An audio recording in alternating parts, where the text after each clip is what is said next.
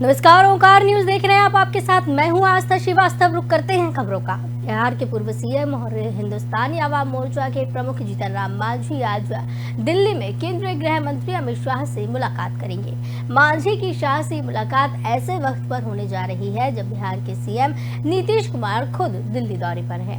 नीतीश 2024 लोकसभा चुनाव से पहले वे बीजेपी के खिलाफ विपक्ष को एकजुट करने की कोशिश में जुटे हैं। इसके लिए उन्होंने बुधवार को कांग्रेस अध्यक्ष मल्लिकार्जुन खड़गे, राहुल गांधी, आप अरविंद केजरीवाल से भी मुलाकात की। मांझी की पार्टी नीतीश कुमार की महागठबंधन सरकार में शामिल है। ऐसे में उनकी अमित शाह से ये मुलाकात कई सियासी मायने निकाल रही है। वहीं जीतन राम मांझी, माउंटेन मैन दशरथ मांझी और बिहार के दो पूर्व मुख्यमंत्री श्री कृष्ण सिंह और कर्पूरी ठाकुर को भारत रत्न देने की मांग को लेकर अमित शाह से मुलाकात करेंगे। मांझी की तरफ से लगातार ये दावा किया जा रहा है कि अमित शाह के साथ उनकी मुलाकात गैर राजनीतिक है, लेकिन इस मुलाकात के कई सियासी मायने निकाले जा रहे हैं। बताया जा रहा है कि मौजूदा समय में मांझी के रिश्ते नीतीश कुमार से ठीक नहीं चल रहे हैं। वे खुद को महागठबंधन में अलग थलग महसूस कर रहे हैं। ऐसे में कयास लगाए जा रहे हैं कि 2024 के लोकसभा चुनाव से पहले मांझी एनडीए में शामिल हो सकते हैं।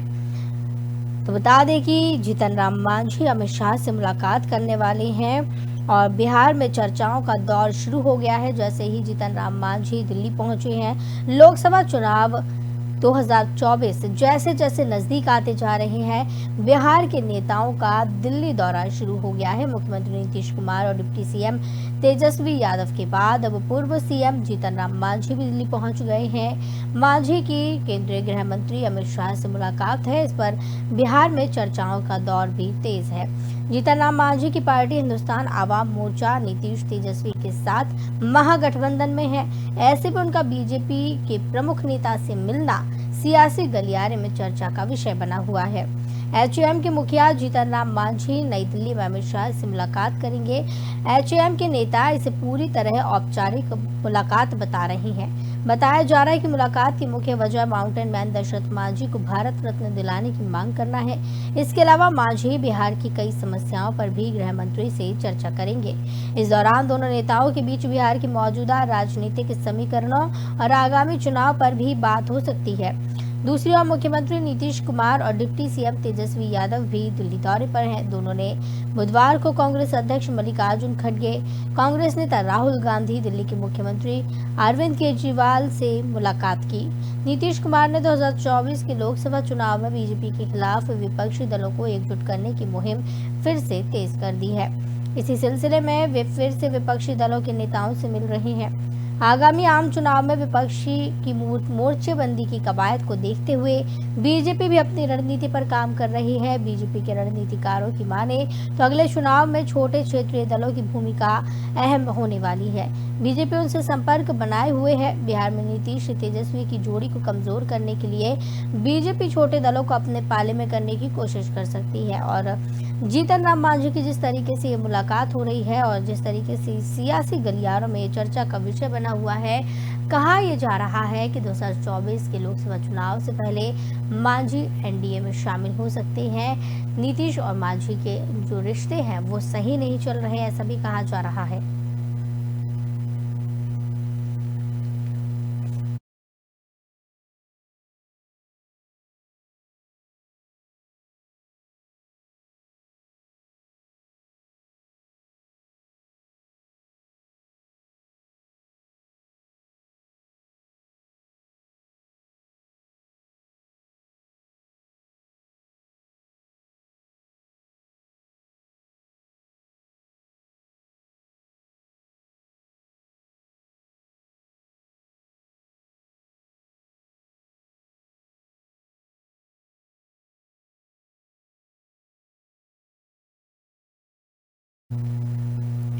तो बता दें कि जीतन राम मांझी की ये मुलाकात हो रही है अमित शाह से। और जीतन राम मांझी की ये जो मुलाकात है ये सियासी मायनों में काफ़ी ज़्यादा महत्वपूर्ण मानी जा रही है। काफ़ी सारे मायने इस चीज़ के निकाले जा रहे हैं और साथ ही साथ कहा जा रहा है कि मांझी के रिश्ते जो हैं वो नीतीश कुमार से सही नहीं चल रहे हैं और वो कहीं ना कहीं अब एनडीए में शामिल हो सकते हैं। मंगलवार को नीतीश तेजस्वी ने भी खड़गे से मुलाकात की है। एक तरफ विपक्षी एकजुटता की बात कही जा रही है, तो वहीं दूसरी तरफ मांझी का अमित शाह से मिलना कई मायने निकालता है। इस खबर की ज्यादा जानकारी के लिए हमारे सहयोगी रवि हमारे साथ जुड़ गए हैं। रवि, अमित शाह से आज दिल्ली में जीतन राम मांझी मुलाकात करने वाले हैं। कई सियासी मायने निकाले जा रहे हैं। जैसे जैसे चुनाव नजदीक आ रहे हैं, बिहार के जो नेता हैं उनके दौरे तेज हो रहे हैं दिल्ली के।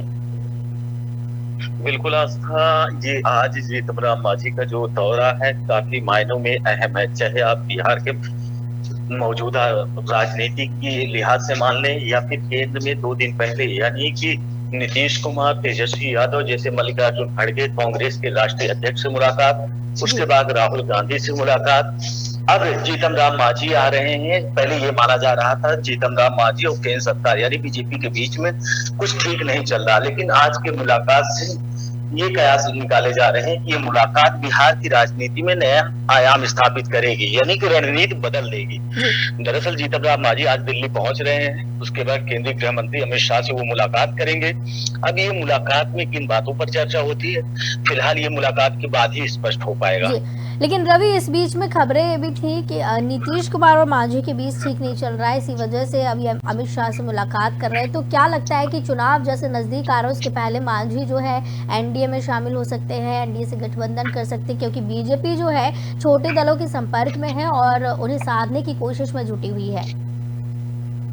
बिल्कुल बिल्कुल आस्था, सवाल यही है कि नीतीश कुमार का ये जो दौरा है, नीतीश कुमार के साथ बिहार के डिप्टी सीएम तेजस्वी यादव भी मौजूद हैं और उन्होंने, जैसा कि इसके पहले भी हमने बताया कि कांग्रेस के राष्ट्रीय अध्यक्ष मल्लिकार्जुन खड़गे, उसके बाद राहुल गांधी, यहाँ तक कि दिल्ली के मुख्यमंत्री अरविंद केजरीवाल से मुलाकात, यानी विपक्षी एकता को एक साथ लेने की कवायद इनकी तेज हो गई है। वहीं फिलहाल जो जानकारी हमारे पास आई है, ये माना जा रहा है कि लोकसभा चुनाव यानी 2024 में अगर कांग्रेस यूपी का पर्यवेक्षक भी बना सकती है नीतीश कुमार को, तो यानी कि अब जीतन राम मांझी का बीजेपी से मिलना कहीं ना कहीं बिहार की राजनीति में एक अलग जो प्रक्रिया है, एक अलग रणनीति तैयार करेगी, क्योंकि नीतीश कुमार और तेजस्वी यादव विपक्ष के साथ मिलना, आम आदमी पार्टी से मिलना, कांग्रेस के राष्ट्रीय अध्यक्ष से मिलना, और एक तरफ यानी कि वो भी छोटी पार्टी जो बिहार में छोटी पार्टी है जीतन राम मांझी की, वो उसके सरकार यानी केंद्र सरकार बीजेपी से मिलना, इसका मतलब है कि बिहार की राजनीति में 2024 का जो समीकरण है वो बनना स्टार्ट हो चुका है, पहली चीज। और दूसरी चीज ये माना जा रहा है कि अमित शाह मतलब राजनीति के चाणक्य माने जाते हैं, उन्हें ये पता है कि 2024 में अगर हमें लोकसभा का चुनाव जीतना है तो जो क्षेत्रीय पार्टियां हैं, बड़ी पार्टियां जो हैं, वो पार्टियां कांग्रेस के साथ जाने के लिए तैयार है, कांग्रेस के साथ जा भी रही हैं।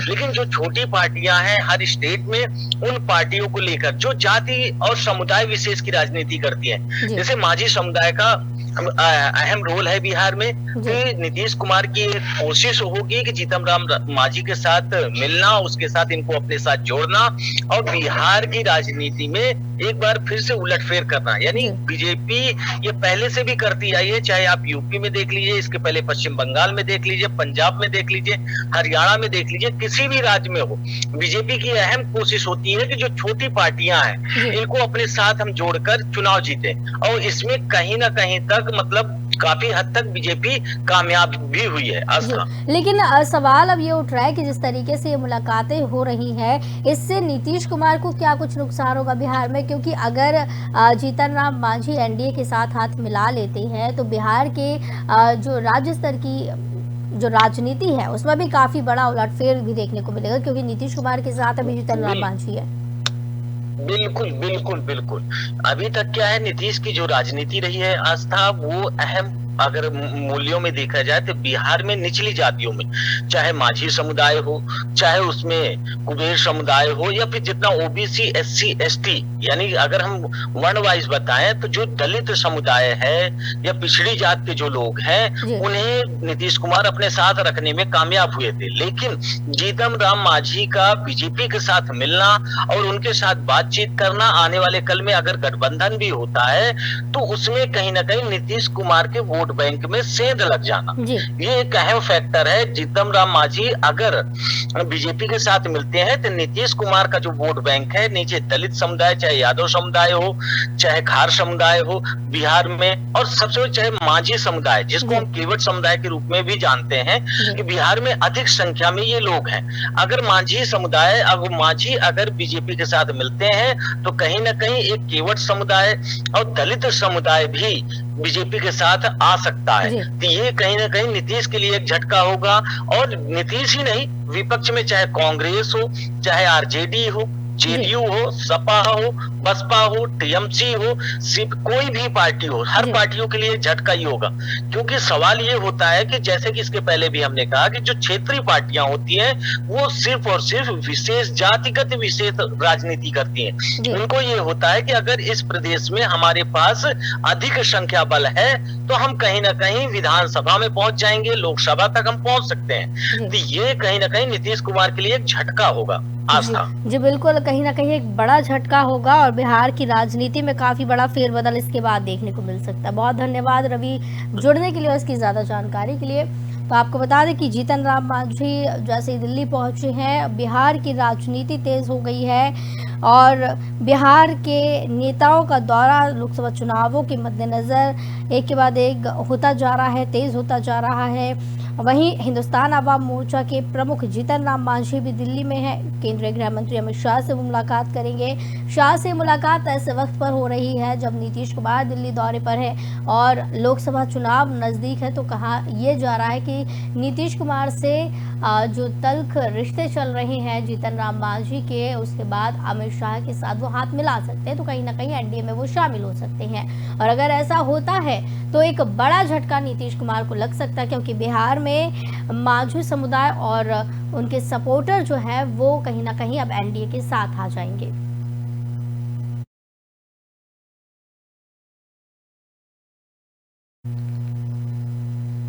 बिहार के मुख्यमंत्री नीतीश कुमार और डिप्टी सीएम तेजस्वी यादव दिल्ली में कांग्रेस नेता राहुल गांधी से मुलाकात करने पहुंचे। ये मुलाकात कांग्रेस अध्यक्ष मल्लिकार्जुन खड़गे के घर पर हुई। वहीं 2024 आम चुनाव से पहले रही इस मुलाकात के बाद कहा जा रहा है कि नीतीश कुमार उत्तर प्रदेश में यूपीए की कन्वेनर बनाए जा सकते हैं। वहीं दूसरी तरफ नीतीश 3 दिन के दिल्ली दौरे पर हैं। नीतीश कुमार ने मंगलवार को दिल्ली में मीसा भारती के घर पर लालू यादव से मुलाकात की थी। नीतीश तेजस्वी यादव और राजश्री के घर भी पहुंचे। उन्होंने लालू की पोती कात्यायनी को गोद में लिया और वहीं इन नेताओं की मुलाकात देश की राजनीति के लिए अहम मानी जा रही है। बताया जा रहा है कि विपक्षी एकता को लेकर कई कदम उठाए गए।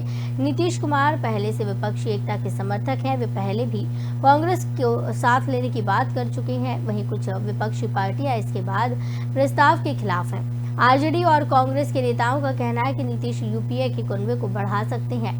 नीतीश कुमार विपक्षी दलों को कांग्रेस की अगुवाई करने के लिए राजी कर सकते हैं। जहां तक कि पीएम पद की दावेदारी की बात है तो नीतीश पहले ही कह चुके हैं कि वो प्रधानमंत्री पद के उम्मीदवार नहीं है। जो भी फैसला होगा वो 2024 लोकसभा चुनाव के बाद होगा और नेता तभी चुना जाएगा।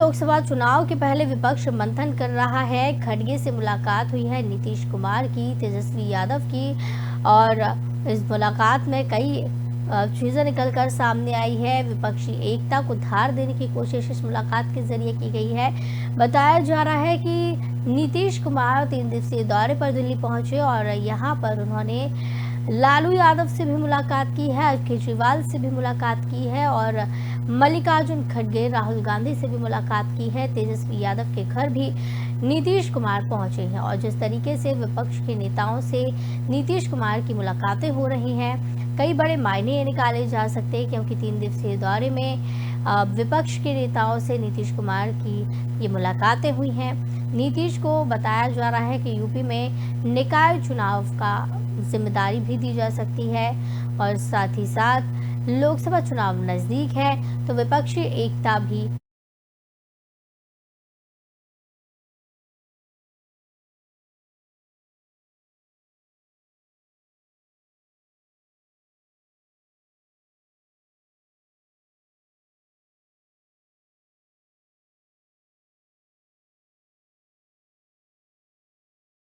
देखिए यूपी में भी निकाय चुनाव की घोषणा हो चुकी है, लोकसभा चुनाव नज़दीक हैं और जिस तरीके से चुनावों का अब जो मौसम चल रहा है, इसे देखते हुए विपक्षी एकता को मजबूत करने की कोशिश की जा रही है।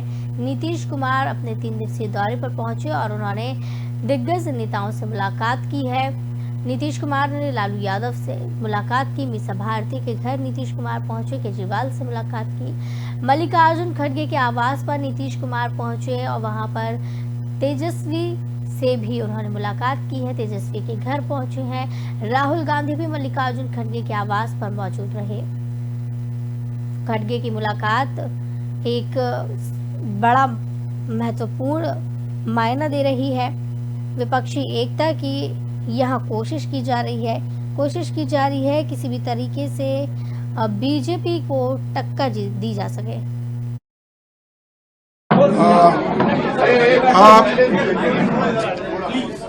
आप सभी को नमस्कार। आज यहाँ पर राहुल जी और हमारे बिहार के चीफ मिनिस्टर नीतीश जी, तेजस्वी जी और सारे पार्टी के नेतागण और दोस्तों, हम यहाँ पर एक ऐसी ऐतिहासिक मीटिंग की और बहुत सी चीज़ें हम चर्चे में लाए और एक हम सभी ने मिलकर तय किया कि सभी पार्टियों को एकजुट करना और एक होकर आगे जो चुनाव आएंगे उस चुनाव में एकजुट दिखाकर लड़ना। तो ये हमारा निर्णय हुआ है और हम सभी मिलके उसी रास्ते पे काम करेंगे। खड़गे जी ने कहा, नीतीश जी ने कहा कि ऑपोजिशन को एक करने में एक बहुत ऐतिहासिक कदम लिया गया है। आपने सवाल पूछा कितने ऑपोजिशन पार्टीज को इकट्ठा करना है। देखिए, ये एक प्रोसेस है और ऑपोजिशन का जो देश के लिए विजन है उसको हम डेवलप करेंगे और जितनी भी पार्टियां हमारे साथ चलेंगी उनको हम सबको एक साथ लेकर जो देश में आइडियोलॉजिकल लड़ाई चल रही है, विचारधारा की लड़ाई चल रही है, उसको लड़ेंगे। काफी देर बहुत ही हम लोगों ने चर्चा कर ली और जो आपको बताया अभी, तो इन्होंने जानकारी दे ही दी है कि अधिक से अधिक पार्टियों को पूरे देश में एकजुट करने का प्रयास करेंगे और उसके लिए हम लोग अपना कोशिश करेंगे। सब लोग एग्री करेंगे, वो सब लोग बैठेंगे और एक साथ हम लोग आगे का काम करेंगे, मिल करके चलेंगे। ये बात तय हो गई है और इन सब चीजों को लेकर के ये भी कई लोगों से बातचीत हुई है, हम लोगों की बात हुई। हम लोग फिर एक बार आज जो बात हो गई है, अंतिम तौर पर बात हो गई है, अब उसी के आधार पर। पश्चिम बंगाल में पंचायत चुनाव के पहले केंद्रीय गृह मंत्री अमित शाह एक बार फिर बंगाल जा रहे हैं। वहीं जानकारी के मुताबिक शनिवार को बांग्ला नववर्ष की शुरुआत हो रही है। उसके पहले 14 अप्रैल यानी कि शुक्रवार को ही अमित शाह बंगाल पहुंच जाएंगे। वहीं बीरभूम जिले में एक जनसभा को संबोधित करेंगे। उसके बाद दूसरे दिन यानी बांग्ला नववर्ष पर दक्षिणेश्वर मंदिर में पूजा अर्चना करेंगे। आपको बता दें कि गृह मंत्री के इस 2 दिवसीय दौरे को लेकर बंगाल बीजेपी तैयारियों में जुटी हुई है। इस साल ये अमित शाह का पहला दौरा है। साल की शुरुआत में ही उनके आने की योजना थी, लेकिन उसे रद्द करना पड़ा। लेकिन अब बताया जा रहा है कि 14 अप्रैल को बीरभूम के सिउड़ी में एक जनसभा को अमित शाह संबोधित करेंगे।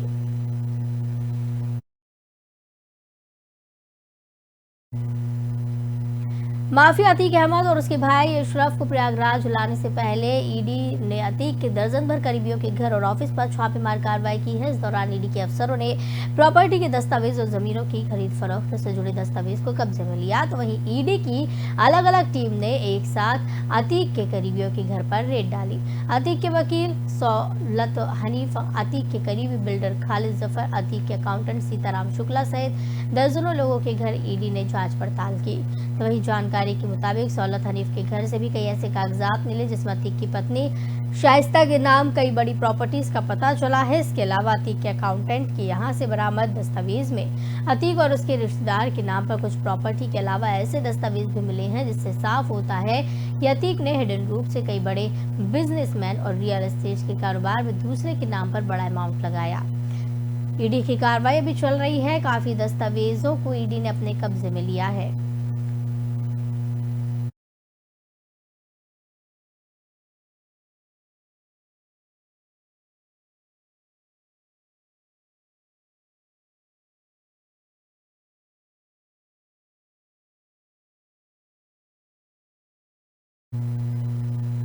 देश में 24 घंटों में कोविड के नए मामलों में 2000 से ज्यादा का उछाल देखा गया, लेकिन अब भी अस्पताल में भर्ती होने वाले मरीजों की संख्या कम है। स्वास्थ्य मंत्रालय के सूत्रों का कहना है कि जब भी केस बढ़ते हैं तो देखने में आया है कि वायरस 1 महीने में अपने चरम पर होता है।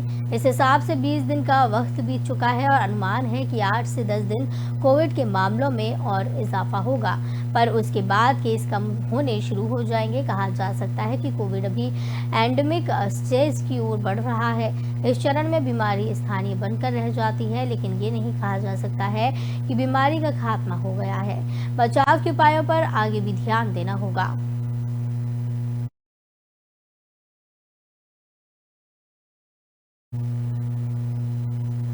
पाकिस्तान में बैठे तस्कर व शरारती तत्व एक दिन में 3 जगह हथियार और हेरोइन की खेप को भारतीय सरहद में भेजने का प्रयास कर रहे हैं। सीमा सुरक्षा बल यानी बीएसएफ के जवानों ने 3 कोशिशों को नाकाम करते हुए 1 ड्रोन गिराने और 3 खेप बरामद करने में सफलता हासिल की। ये सफलता अमृतसर और अबोहर बॉर्डर पर मिली है। तो वही जानकारी के अनुसार रात के समय अमृतसर की बीओपी राजताल में ड्रोन के आने की आवाज सुनाई दी।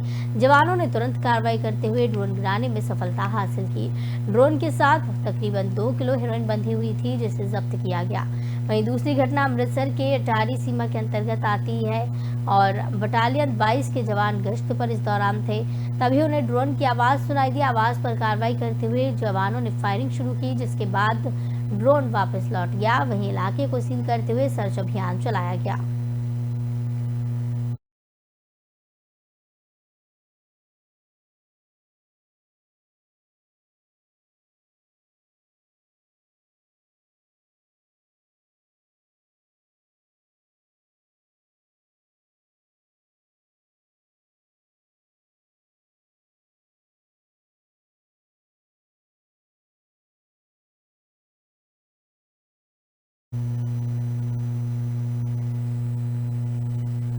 तो इस बुलेटिन में फिलहाल इतना ही। आप देखिए ओंकार न्यूज। नमस्कार।